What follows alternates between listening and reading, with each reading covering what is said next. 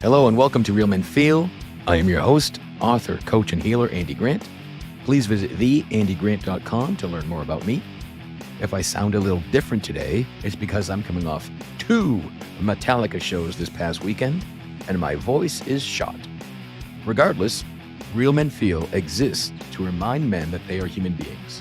They have the right to experience and express all of their emotions. We have conversations that most men are not having, but that all men can benefit from. My guest today is Kim Corti. Kim is a sensory perception and emotion management strategist who weaves her curiosity about emotional awareness with her decades of experience in the world of business consulting.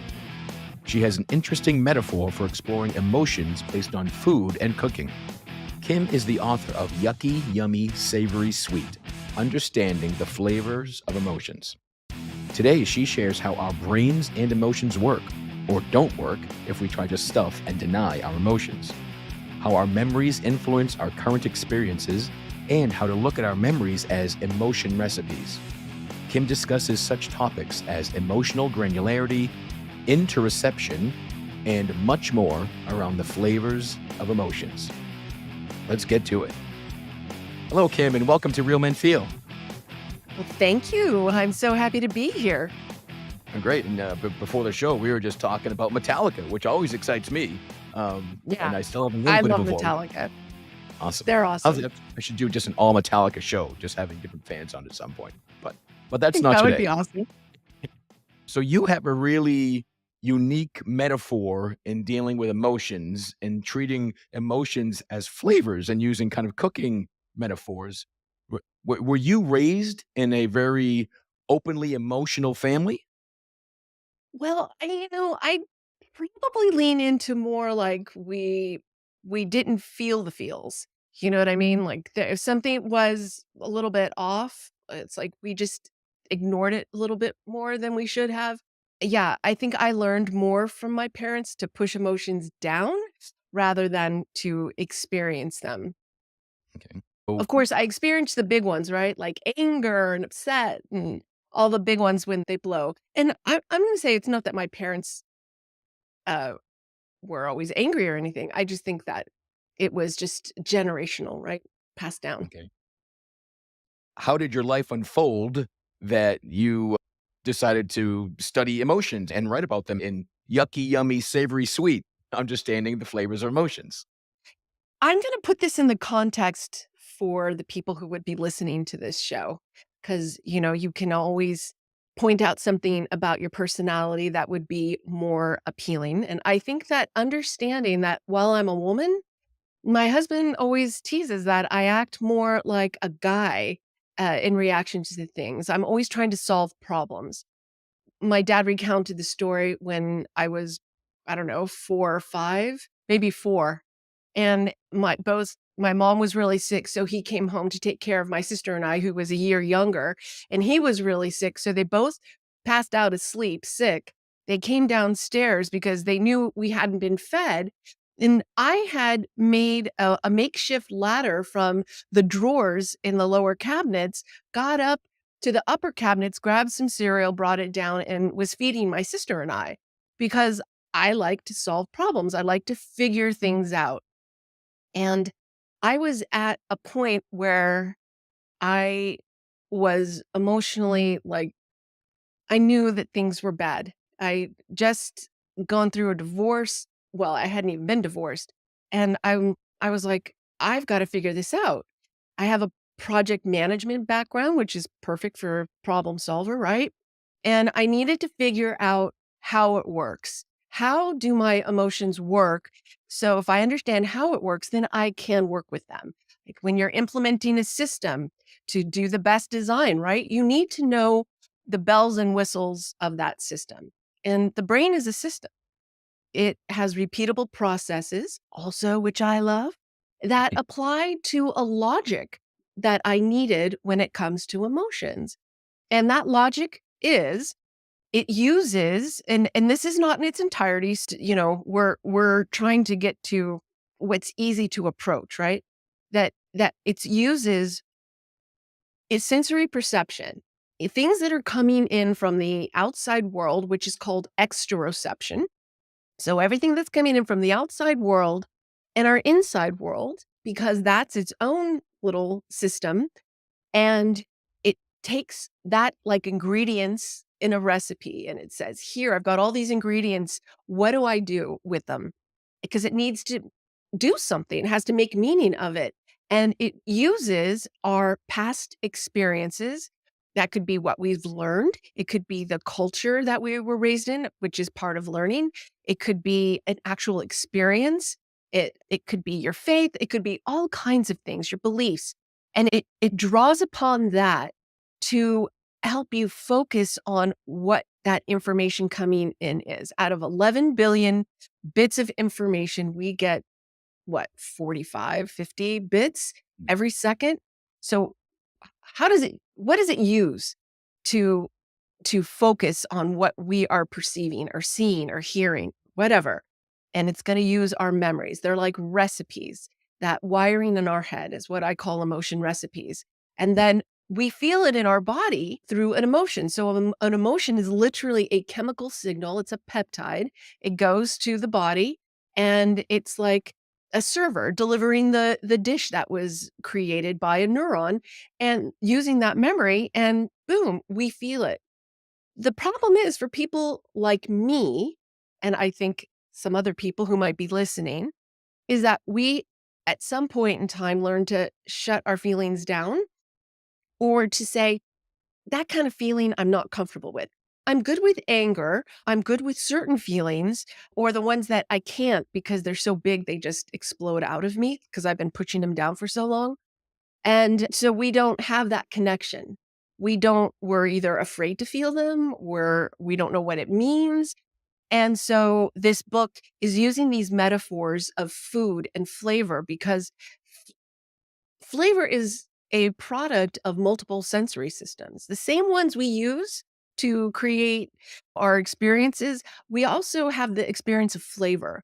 What we see can influence flavor. Even the music playing can influence flavor. So it's a great metaphor and it's a great transition to get used to noticing ingredients in food or to get used to noticing how you feel when you eat, what you're noticing, and then translate that to the emotions that we're a little bit more familiar with. So when you get more strength in your own ability to look at the ingredients of now instead of relying on the past, is that really the key to being able to not keep stuffing your emotions? Yes, because you're being filtered, like your whole life experience. And this is something that I don't think, people talk about the matrix. And I'm not saying we live in a matrix world, but I will say we live in a world that's all in this noggin. From the moment we're born, we even in the womb at about 7 months, we start to distinguish our mother's voice from other sounds. And that's the beginning of our perceptive wiring.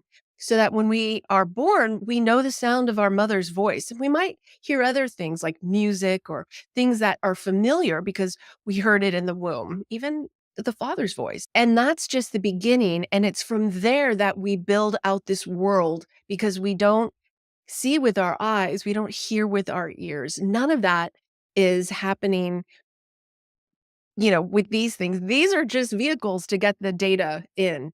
And the brain is telling us this. So when we are able to stop and say, okay, it's my brain talking, and also to know that your brain can get it wrong. Mm. So your brain is telling you what you see, but it can get it wrong. It's called a prediction error. And that's the fancy scientific term for a brain getting the sensory input incorrect. And this is a chance to correct it, is when we have that sensory correction, the prediction error, because everything we experience is a prediction of the brain that we experience just ever so slightly delayed. Is the prediction error based on the fact that we are really stuck in with just living through past memories and experiences? In, Like if in something now doesn't match something in the past, that makes an error? So you see somebody who looks just like your buddy John, right? And it might have just been a cursory look, and you look and you go, oh, there's John's over there. And then you look again and the brain got more detail, and so it corrects the prediction error. So sometimes it's, sure, it's your memory of John, right, that is used to make you think that it's John, but it's the closer examination that either confirmed it was John or confirmed it wasn't John. And this is what I call the second sip or the second taste, because a chef will not just take one taste of food. They usually take a second one, especially if it's a dish that they haven't tasted before. They're going to take a taste and then take another one and make sure they've got and understand the flavors that are in that dish.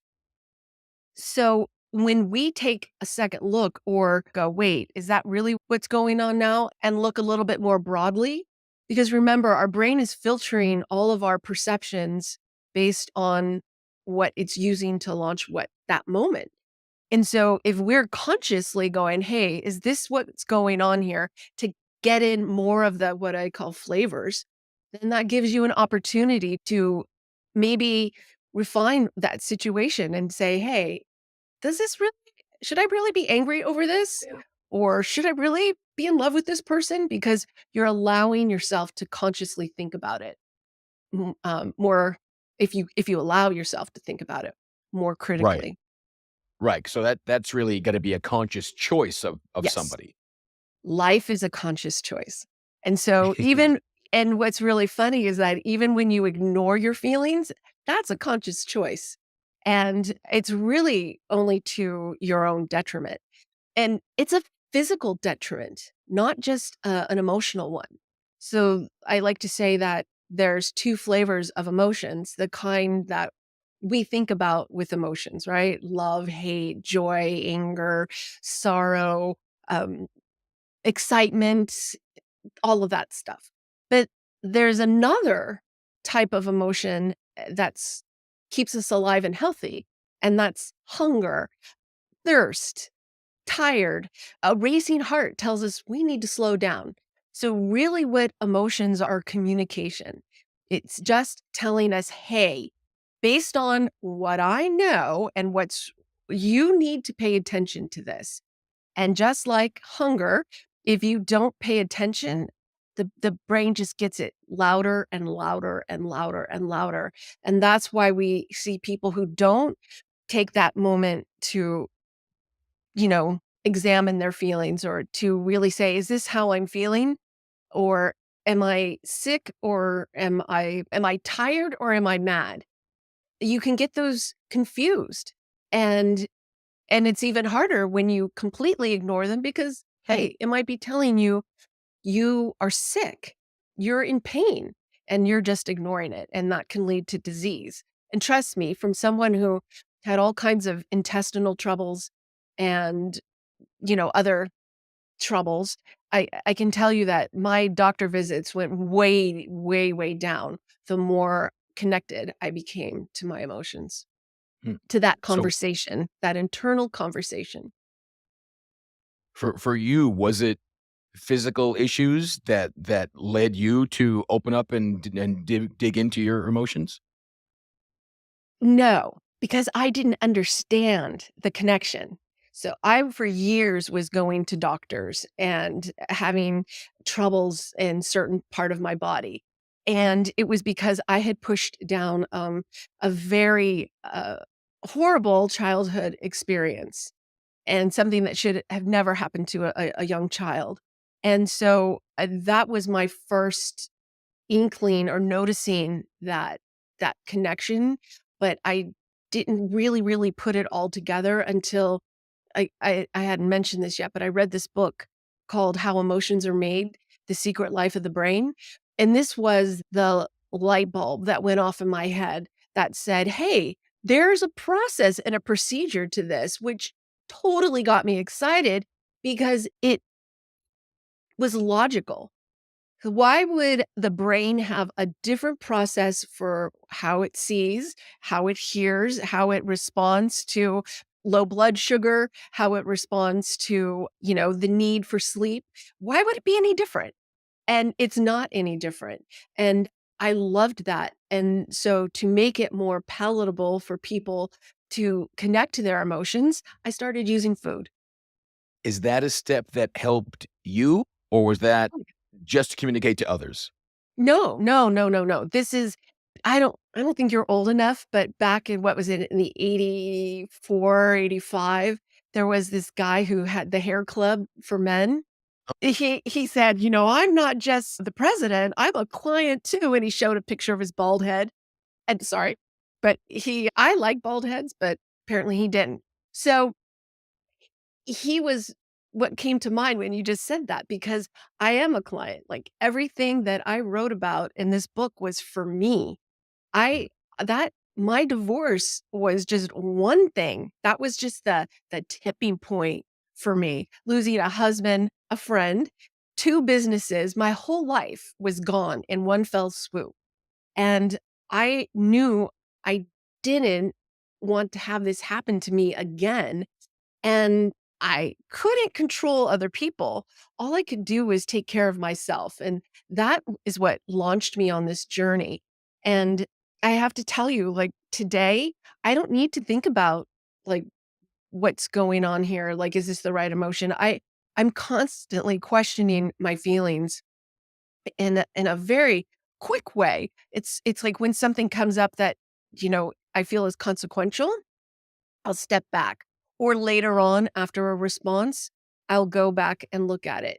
Because the thing is, these recipes that we have in our heads, we can change them and we can stop cooking them and we can modify or create brand new ones.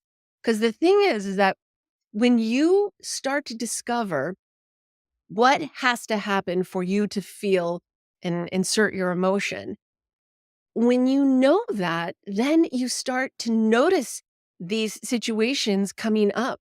It's like when I first drove a Tesla, I didn't even wanna let my husband test drive that car. I just wanted to drive it for the whole flipping day. It was so much fun to drive.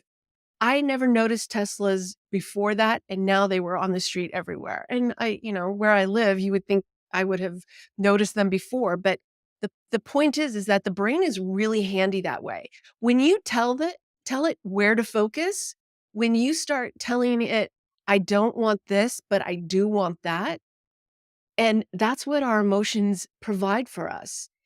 It is how we filter, prioritize. It's how we know what we want more of or know what we want less of. It's what we use to make every decision. It impacts our behaviors. If you look at a memory, and a lot of people, when they think of a memory, it's all of the sensory input that was coming in at the time, right? It's what you saw, who you were with, maybe the weather, how you were feeling at the time, like, and so, if it was warm out, all that kind of sensory input. We don't always realize that emotions, the that emotion that we're really talking about, the love, hate, all that stuff, like, you were doing a math test and you really hated your teacher, and so, all of that gets built into that memory because interoception, which is the sensory system that tells us how we feel inside, is a sensory system that gets put into that memory, and I think that that's gigantic because 'cause we're using all of our memories, recipes to launch our thoughts. Our thoughts can override our feelings, like we can use our thoughts, but the majority of our thoughts are a product of all of these recipes we use for feelings. And so understanding if you don't like, some results that you're getting from your decisions, you need to look at your emotions. Right. So again, using the recipe and the flavors, if I have a final dish I don't like, I got to make it differently the next time. Yeah, but you gotta look at what is the ingredients, right? Like, what were you using to cook it? Yeah. And that's what's I think is kind of fun, right? Because you're taking this process from being a yeah, I'm not a huge touchy-feely kind of person, And so, like I said, I like that logic part. And so when I'm looking at this not from I'm trying to get in touch with my feelings, I'm trying to get in touch with what the heck was going on. Like what were the components that made this situation and made me react to this? And do I want to react like this in the future? It's like taking control. One of the things I do in my book is I provide this exercise that helps you to understand what has to happen for you to feel a certain emotion. And I've done it with a good amount of people. And in this exercise really helps to open your eyes so that you can start to uncover your recipes. Mm. You may not uncover them in their depth, but you will uncover some of these recipes. And the thing I like about it is that it's not having necessarily taking you back to your childhood. Maybe some things might remind you of it, but it's looking at all of these components, like what goes on today that launches this. And while it's an exercise partially of the past, it's not going and dealing into, what happened when you were a child, which a lot of people don't wanna do. But if you can look at what were the actions, what is happening around you when these feelings come up, this is how you get to observe more keenly and start to revamp how you cook your emotion recipes. Do you see that for the vast majority of people that are stuffing emotions and kind of ignoring the present reality of their emotional state, is is it rooted in a childhood trauma? Well, we learn a lot. I mean, think about it, like what, there's 6 or 7, we get the foundation truly of like who we are. I think a lot of it is, but it's not always that way. I think we that's the base. And if you think about like it's kind of a circular motion, right? You've got your base that you learn and then you get more experience and that either reinforces that base or slightly changes it a bit. And so you kind of build on it as you go. And so then as you get to an adult, you're kind of your responses to situations are going to be based on something that started when you were a kid, right? But it doesn't necessarily mean that's how you have to behave in the future, which I think is the powerful thing. Um, owning your recipes, not blaming other people. Sure, they're providing the ingredients, but how you respond is up to you. And I want to go back, if I can, to the point of your your brain can get it wrong, and it's only as good as what you give it. And one thing that in this book, How Emotions Are Made, this woman, Lisa Feldman Barrett, she's amazing. I just love how she thinks and what she shares. But she uses this word called emotional granularity. If I were to, describe it, it's like if you have a bunch of peppers in front of you and you said, "Oh, here's a pepper." But there's a big difference between a bell pepper and a habanero pepper. Even something as simple as ice cream. You can have minimal ingredients in ice cream, right? Milk, egg yolk, cream, sugar, salt. I mean, that's about it. Vanilla, of course, vanilla ice cream. And you could have 3 different tubs of vanilla ice cream in front of you, and each one can taste ever so slightly different if you if you're conscious of it. And that's how I'm trying to help people get with their emotions, is to notice the different feeling states and the differences in what's going on at in this moment. Because the more detail you give your brain, the more that it has to work with.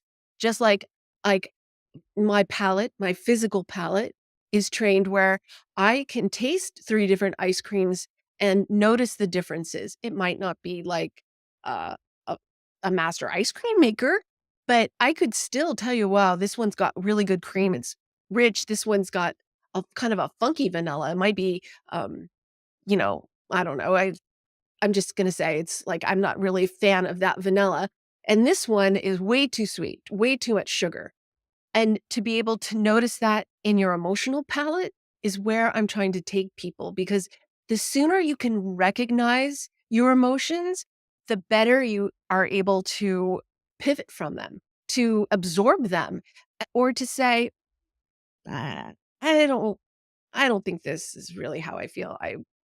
This is not really what I think it is." And that comes with taking a second taste. Hmm. And I encourage everybody here, go out and get 3 different tubs of vanilla ice cream. Take the vanilla ice cream challenge. And more than a second taste. As many Yeah, tastes as you need. yeah, go ahead, take a couple bites, notice the differences. And it might take a little work, which is why in my book, I recognize, like, everybody, their physical palate and their emotional palates are different, and so I have a progression for people to try and help them build it, and it takes just noticing, and that's really all it is. It's noticing what's going on in your body, and then all of a sudden, you're gonna notice, "Hmm, I'm reacting this way, and it's really because 'cause I'm tired." Mm. Or, "Hey, I think, um, this really isn't that bad." Like, at first I thought it was bad, but no, it's not. It just felt bad at the beginning, but no, it's not. Or, one of the biggest ones I always try and caution people about is love, because people think, love's positive. And I always say that the emotions aren't positive or negative, the outcomes are. Fear is very helpful if you're standing on the edge of a cliff. So, and pain is really helpful if you've broken your leg. And if you're someone who's got a deficiency in their pain processing and can't tell, you ask them, they'd love to feel pain. So, love is one of those things too that you can always be in search of and always being hurt by, because your ingredients aren't very good. Mm. And so, learning to maybe pause the love button and recognize when it's just plain old passion and that person makes me horny, versus I just met them and I'm feeling this rush of a crush. And if you don't know what that looks like, do a YouTube search for Thumper from Bambi when he first meets the other little girl. Uh, I mean, it's perfect example of having a crush. So, there's variations in emotions, just like there's variations in peppers. Cool. So you had mentioned men telling you that you kind of think and feel in a more masculine manner. So I wonder Yes. if could you tell me about the man who's had the most significant impact on you? Hmm. I guess I would say, it's funny because of course, my dad had an impact on me, and my first husband had a big impact because of our divorce. It led me down this path. But I would say it's my husband today. And the reason is that he lets me be me. He's not he's very secure, and he is okay. Like, he likes my spunkiness. He accepts my spunkiness. He doesn't feel threatened. It's he doesn't mind. Every once in a while, he'll say, "Sometimes I don't need you to think like a guy." He goes, "I just need you to listen." I'm like, "Okay, I'll listen." And we can have those kinds of conversations. And I think that is probably one of the biggest reasons I love him so much, is because he just loves me for me. Mm. And I love him for him, flaws and all. We're not trying to change each other. And he's kind of helped me to become more feminine by stating what he wants, right? He's like, "Can you just let me do this because I'm so independent?" And so I learned to depend on him, but it was because we were able to communicate about it. And this is for anyone who's listening who has communication troubles. The first communication that you need to pay attention to is this internal communication. because you don't know what you want. You don't know what you don't want necessarily in its entirety. You don't get to refine that if you're not listening to these internal signals. This internal communication is what gives you the tools for external communication. Mm. And while I'm not talking about sharing your every deepest, anything, but to at least share with a coworker or a partner, anyone, what you want and what you don't want, what you need and what you don't need. And it's hard to do that when you don't know.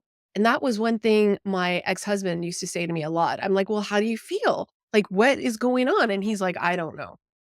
Maybe he just didn't wanna tell me, but a lot of the times, I don't think he knew. And Kim, you host a podcast too, right? Tell me Yes, about that. yeah, it's called Flavors of Emotions, and it is, only, I think, 6 episodes. 7th is coming out. And I actually made the decision that I'm gonna start doing an episode on chapters and kind of like reviewing my book and kind of like the highlights of my chapters. And I'm also recording my book and gonna put it on YouTube. I the cost, and it's not like the money necessarily, it's the theory behind, like, I'm gonna pay thousands of dollars to put an audiobook out and get, like, pennies per purchase, and just the whole it's kind of a scam sometimes, I think, in my head. So I'm gonna be putting it in an audio format on YouTube. Mm. So, that's one thing I'm working on now so that if you wanna listen to the book, and I'll probably add little things to it too, little tidbits and helpful hints, to help people who pay attention to YouTube, who will listen to it on YouTube. Cool. And Kim, is there anything top of mind that's in your book or not that you wish more men knew? You know, it doesn't serve you to push those feelings down.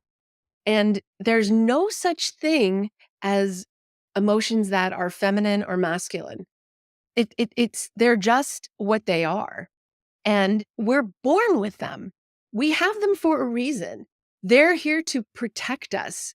They're here to lead us towards what we want and away from what we don't want.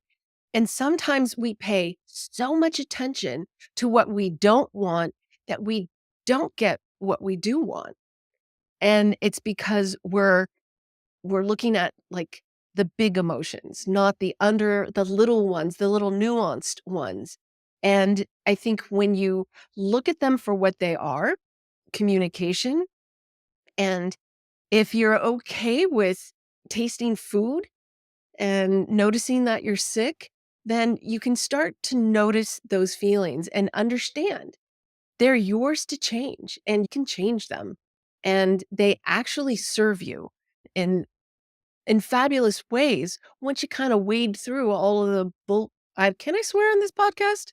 Please. All of the bullshit recipes that you've been served up in the past, and that's what I've noticed. Like, I had so much stupid shit that was handed to me that never really felt comfortable, that really I'm ignoring now, and I'm so much happier. Like, I've never been at peace, and I don't think it's just because of my age. I think it's because of the work that I have done to be comfortable with my feelings. Because I can check in with my intuition, I can check in with my gut, and I can feel a feeling, and even though at the moment, I'm like, I do it too, people. I gotta go, "No," like, "Ugh," and can sit with it and go, "Oh, wait." Or it just sucks. Like, sometimes you just have to feel sad and then just feel it and let it go. Like, life isn't always about changing them. Sometimes it's just okay. It's when you don't feel them, they get bigger and bigger and bigger. And a good sign of that is if you have those big emotional blowouts. That's a good sign that you're a feeling stuffer. What's the best way for people to find out more about what you're up to and discover the book? The book is on Amazon. It's Yucky, Yummy, Savory, Sweet, Understanding the Flavors of Emotions. And I am kimkorte.com, KIMKORTE. Can't even talk. KORTE. Maybe I was at a Metallica concert last. I don't know, maybe I was. So kimcordy.com, or if you look up Flavors of Emotions, that's a website. It's on YouTube, and I'm on all of the major podcast players, Apple, all of that. Awesome. Well, Kim, thanks for joining us today and sharing your work and your growth. And I think it's inspiring to others. And it's always important especially for men, I find, to be willing to explore their emotions, and any new metaphor, any new tool, any new practices is always welcome. Yeah. Yeah, what have you got to lose? Nobody has to know you're working on it. You know what I mean? Like, you don't Yeah, have to share with the world, "Oh, I'm working on my emotions." Just do yeah, it. yeah. What you've got to lose is feeling shitty. Yeah. Oh, But yeah. sometimes guys I've met plenty of men that think they're supposed to feel bad. That means you're a man. Right?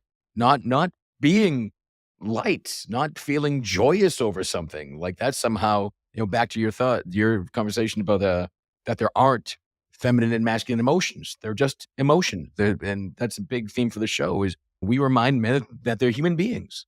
Yeah. Yeah. And what is the most important emotion for a human being? And that's love. And I talk about it in the book, and I talk about it on my podcast. My whole relationship and connection to love has changed dramatically, Mm. and it's so much better and deeper, and more flavorful. I Emotionally more flavorful, and I credit that totally to this work. And for people who knew me, they would not believe it, but trust me, it's true. And so to be able to really connect to love, and in fact, there was Jonathan Majors. He was an actor who got in all kinds of trouble because he beat his girlfriend and ended up going to jail and ruining his career as an actor. And he said in one of his texts to his girlfriend, "I don't know how to feel love." And that broke my heart. And too many of us don't know really what love is. And refining that recipe and being able to feel it when it comes around, it's hard to beat. Thanks again, Kim. Thanks for everyone listening. Wherever you are discovering Real Men Feel, please subscribe, like, review, share. Do everything you can do on whatever platform you're discovering Real Men Feel on. You can always email me directly at realmenfeel@gmail.com. Always glad to hear from you. And until next time, love yourself.